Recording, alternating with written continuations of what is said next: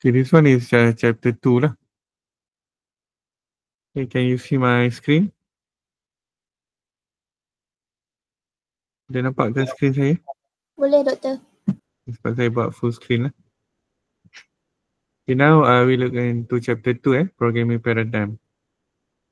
Okay, chapter 2 is first we need to know is the generation of programming. Lah. Okay, basically it start from the first generation until fifth generation, GL for generation language.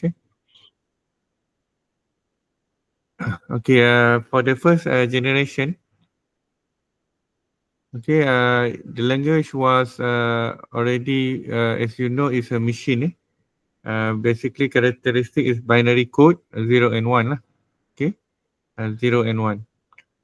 Okay, and then it is based on the machine language or level that instruction that computer will understand. Okay, this one is very native. Native mean very old. Very old code. Okay, for machine language.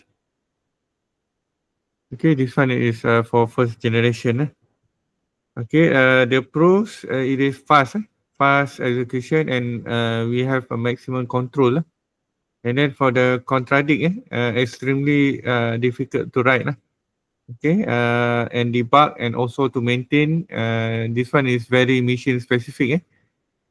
Okay, for example, if you go to the market, you sit uh, to the seller, can I buy this grocery? Okay, and then if you go for the first generation, they cannot understand you because you are using machine. Machine, this one basically machine language.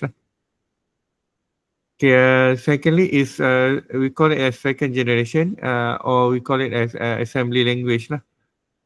This one is user symbolic code. Okay.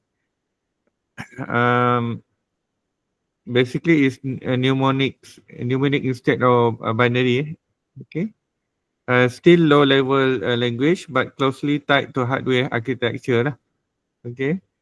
For example, we have move, we have AL, we have 61H. Some operation more readable compared to first generation. The pros, the advantage is more readable than machine code, still very efficient. Okay, assembly language. The disadvantages is still difficult to learn, machine dependent and require assembler to assemble the code. Okay.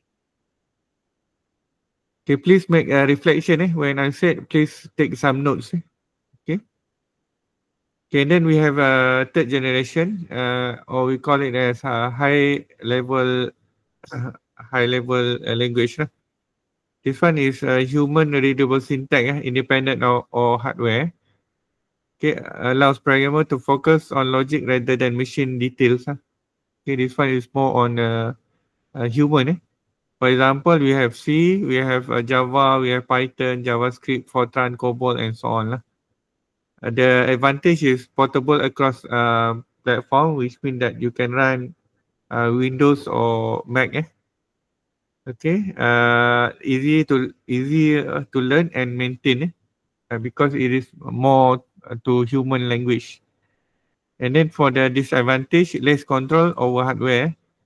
It is more slower compared to first and second generation. Okay. And then we have fourth generation language, very high level language. Okay, designed for specific purpose for minimal programming effort often declarative statement. What to do, not how to do. This one is more declarative. As we learn in week 1. And then, for example, we have SQL, we have MATLAB, we have Oracle. Okay.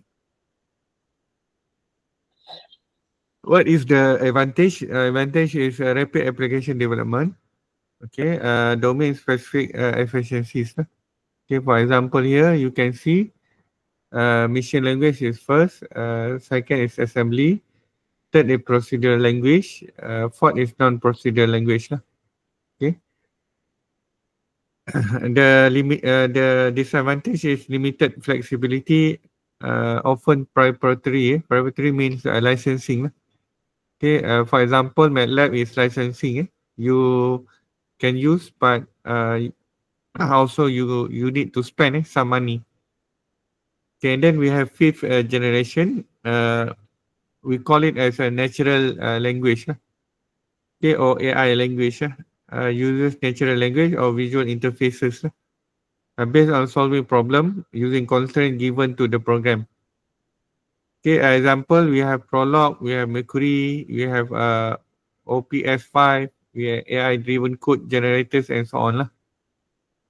Okay, the advantage is most human-friendly and then automates problem solving.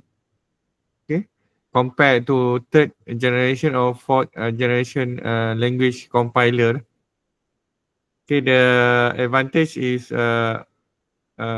most human friendly. Like I said, the disadvantage is still evolving. Limited practical application. For example, we have AI code. Okay, still evolving. Okay, and then the trend across generation is clear, increasing abstraction from hardware and greater ease of use compared to first generation, second generation, third generation, until fifth generation. And sometimes the cost of performance and control. For example, we have here for the disadvantages is you need to have licensing. But for the fifth, intelligent languages is more on NLP, natural language processing. Okay, so far any any question? Is it okay? Ada soalan ke Alia? Okay, Alia Maisara, is it okay? Okay, Doktor. Dibuat untuk pilot. Awak tak buat lagi? Okay, and then we go for language abstraction. This one is abstraction is bought to indicate the amount of complexity lah. Okay, the detail hidden from the programmer when writing code. Okay, the higher the abstraction, the further remove the language is from machine hardware detail. Okay. What is abstraction? Abstraction mean hiding complexity. Okay. For example, we have first language is very abstract. Very abstract because it hiding the complexity, showing only the essential features. Okay. Okay, the distance between what you write and what the computer execute. For example, we have low abstraction. For example, we have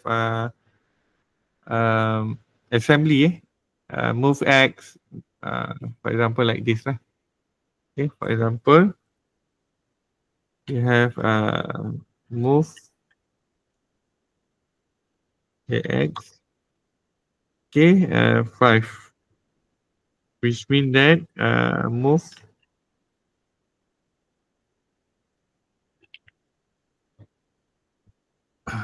move 5 to register AX. Okay, and then another example is add AX3, which means that add 3 to X. Okay, this one is example for the high abstraction.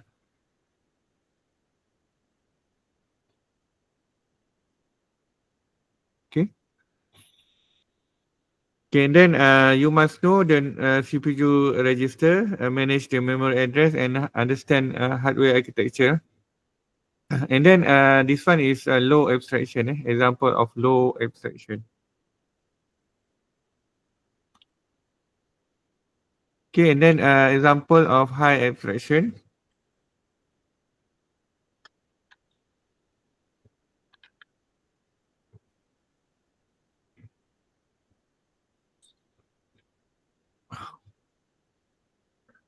Okay, we have result equal to 5 plus 3.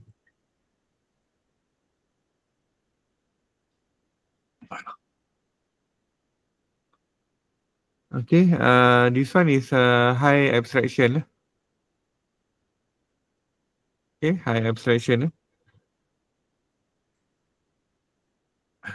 Okay, abstraction is very high level. We need a variable, we need object, we have collection. For low level, we have address, memory address, pointer, byte manipulation, and so on. Okay, easier to learn.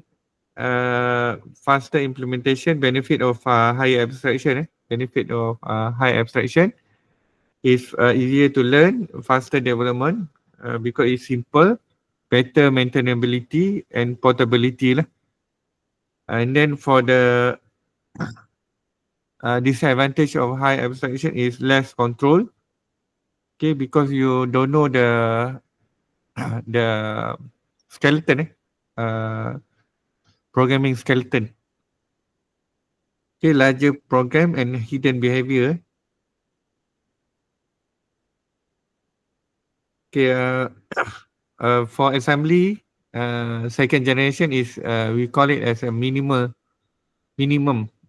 abstraction. For third language is high abstraction lah. Okay.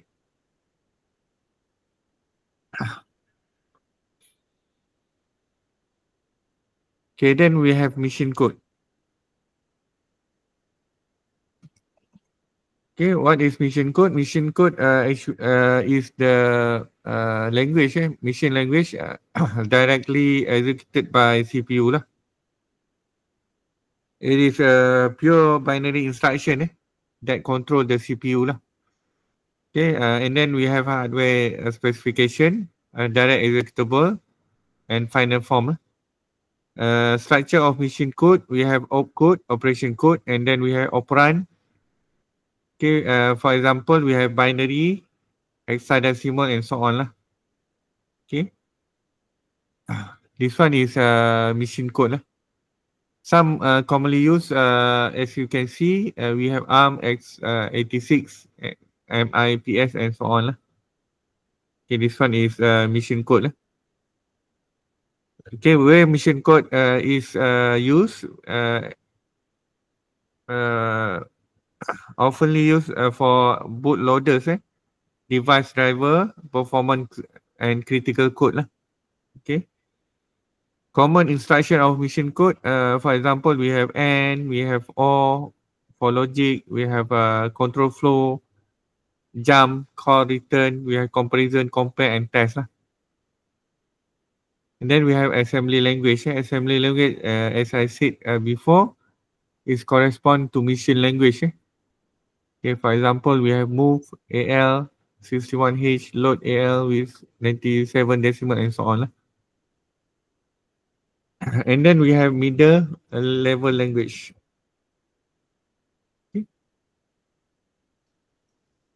Okay, sometimes we call it as MLL, machine middle level language. Okay, it's a computer programming language that interact with the abstraction layer. Okay, either between the low level language and high level language. For low level language, we have assembly and machine code close to hardware. High level, Python and Java close to human thinking. Okay, a key characteristic for a middle or medium level language is low level features. For example, we have direct memory access, pointer, and so on.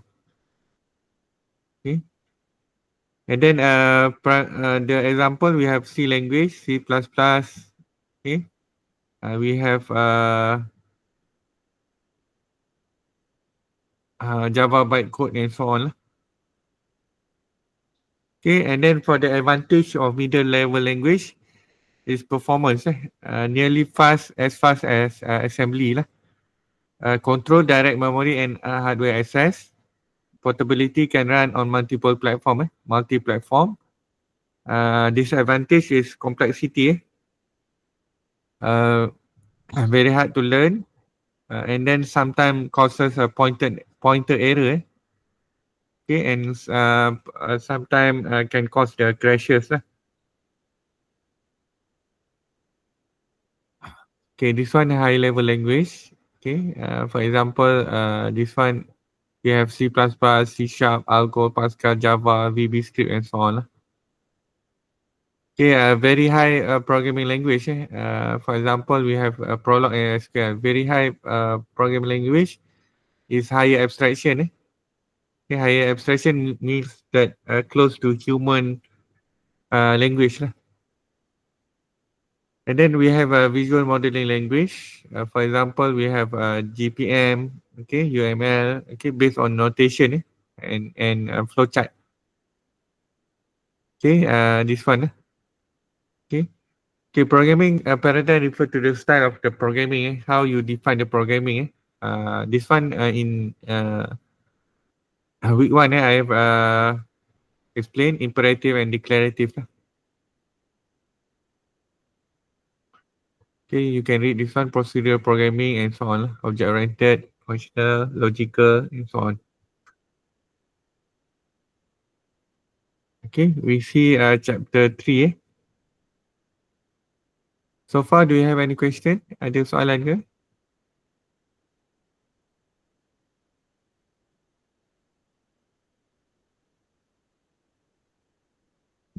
Hani Felicia, do you have any question? No, sir. Okay.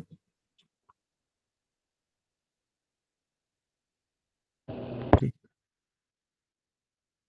Programming concept. Later I upload the recording.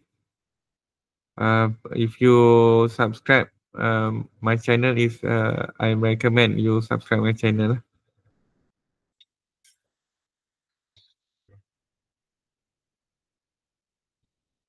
Okay, we look chapter 3 programming concept. Okay, programming concept, we look into the syntax, semantic, and pragmatic.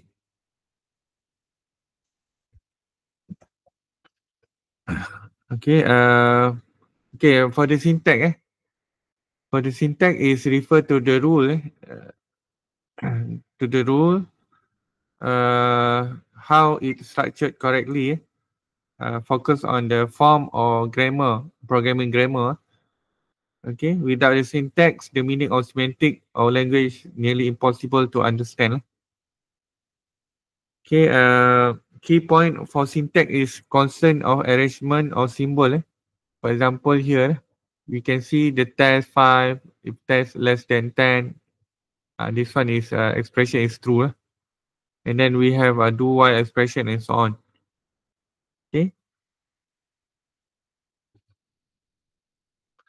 Okay, and then for syntax, for every programming language, they have a different syntax. For example, if we go for the interpreter like Python, okay, it has a direct interpretation without compiler.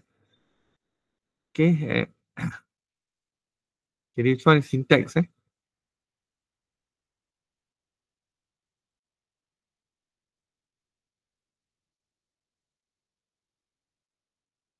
The next is semantic.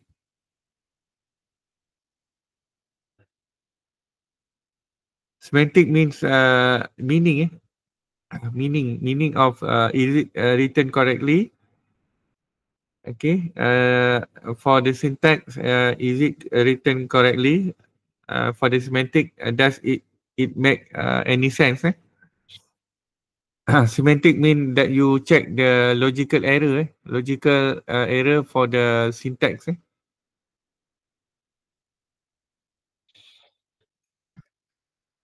Okay, with the computer programming and programming languages, semantic refer to meaning of the instruction, not the syntax. Refer to the behavior of the code. What code actually does when executed. Okay. Semantic answer the question. What does the code mean and what will it do? Okay. It deal with the behavior. It deal with the validity. It deal with the result. Okay. Okay. For example, here is we have program meaning result of execution abstract machine. This one is we call it as operational semantic.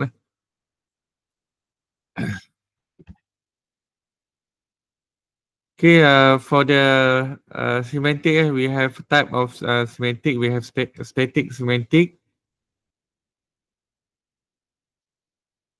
Okay, semantic, we have the type. Type, we have static.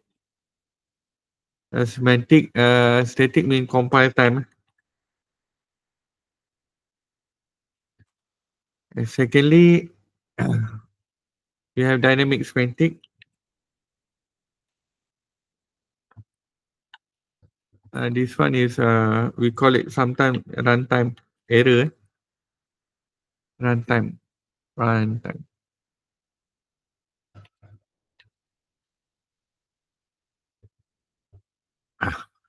Okay, we have two static and dynamic. Okay, any question? Is it okay?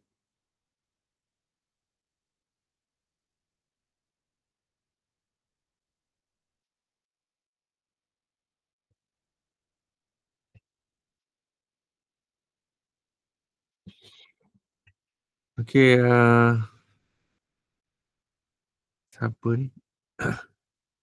Irfan, okay, Irfan. Okay. We go for pragmatics.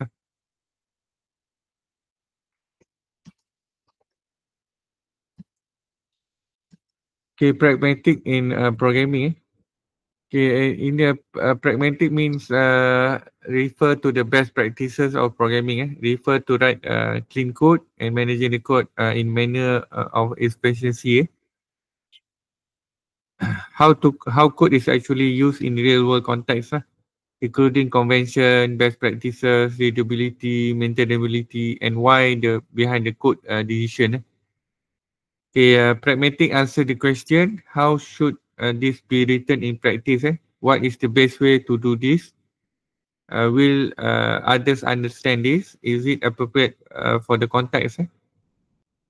It deals with the convention, code convention, it deals with the readability, best practices, context, appropriate and developer intent. Okay. For example, is it valid if x greater than 5 versus if x less than 5? Okay.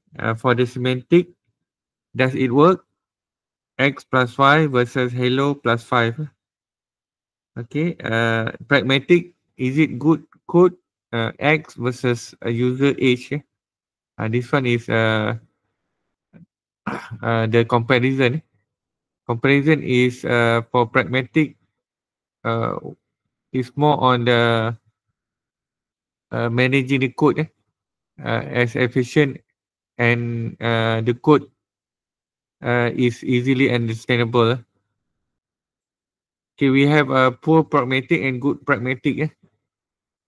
Okay, a good pragmatic is actually it is easy to understand and maintainable. Okay, for the poor pragmatic, is it the naming convention is not there. Okay, and then the logic sometimes confusing and so on. Okay, we have poor and good pragmatic. Okay, this one is a best practice. Pragmatic programming, build and test from the bottom up, right? For readability. Okay, make sure you have indentation. Okay, keep everything as local as possible. Okay, do not have a global variable. Defend against the bad input. Okay, learn the fine arts of debugging, modularize, but not over modularize. Okay, sometimes computer needs to reboot, sometimes programmer need to start over. Okay, this one is three definition that you need to understand, syntax, semantic and pragmatic.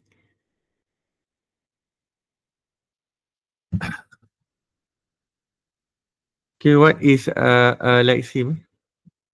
Okay, so far, do you have any question?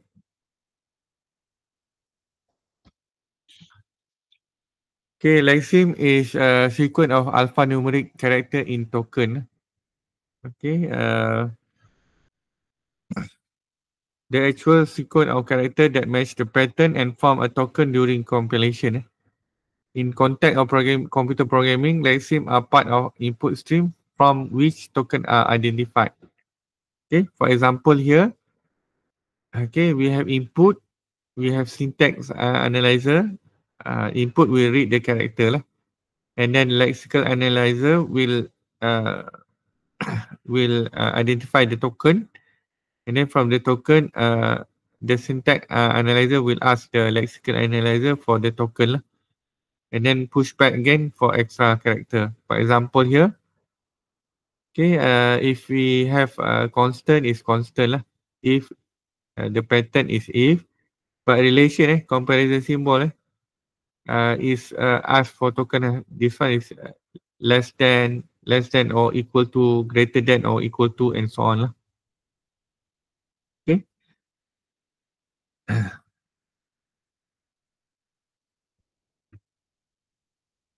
Okay, for example, for literal hello world, the pattern is the character between the literal.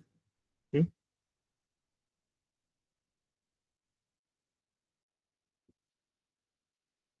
Lexim is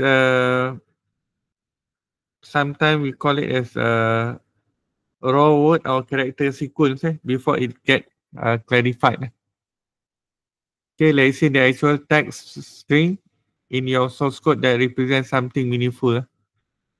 Okay, for example here, less than or equal to, greater than. Okay, this one is Lexim.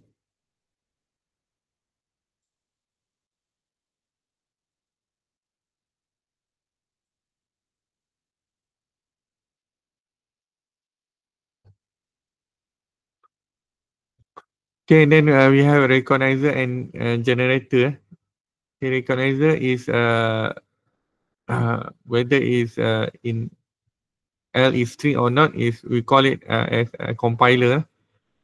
And the generator for L produce an arbitrary string on in L or in demand. We call it as a BNF or grammar. This one is a recognizer, formal language diagram or recognizer and generator lah. Okay. This one is classification of grammar. We have type 1, type 0 until type 3 lah. Okay. Okay, this one is just type 0.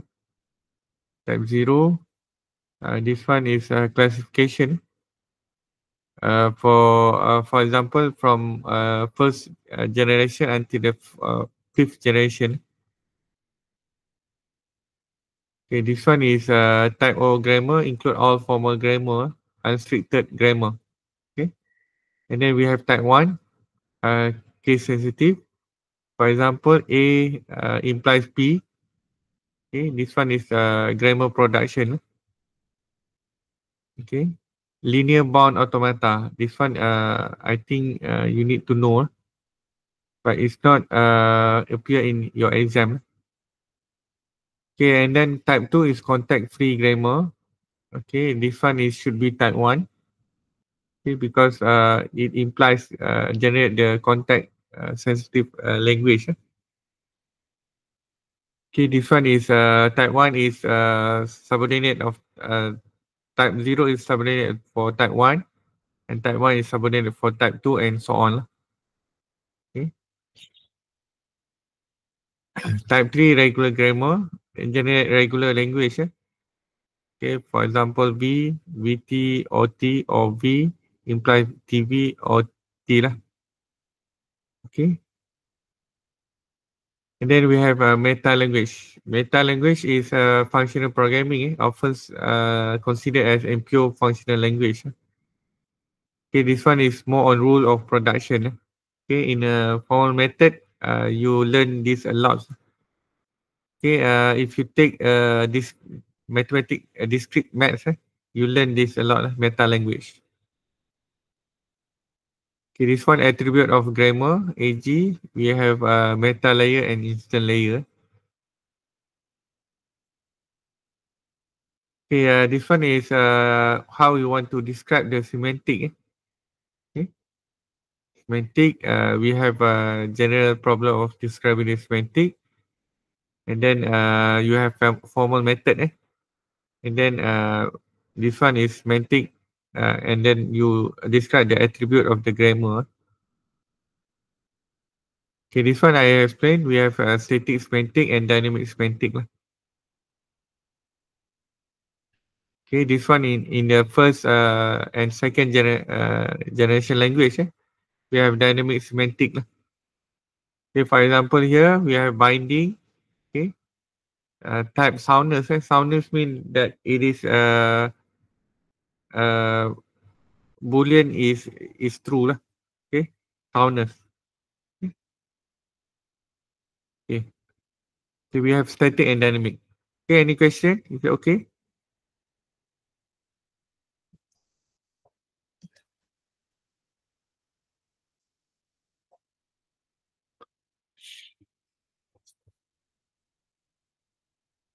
Okay, dynamic semantic is a rule enforced by program execution during the runtime.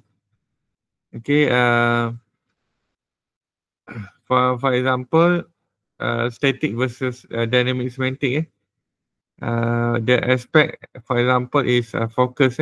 For static semantic is correctness and declaration. For dynamic is actual behavior. This one is actual behavior. Static is static lah. Okay. For example, here we have attribute grammar. Okay, and then for dynamic, we have operand and then axiomatic and denotational semantic. Okay, this one lah. You need to know lah. Okay, for this one. Okay, next week we have face-to-face classes. If you not able to attend, I will upload the question for quiz in my guru. Okay, any question? Ada soalan ke?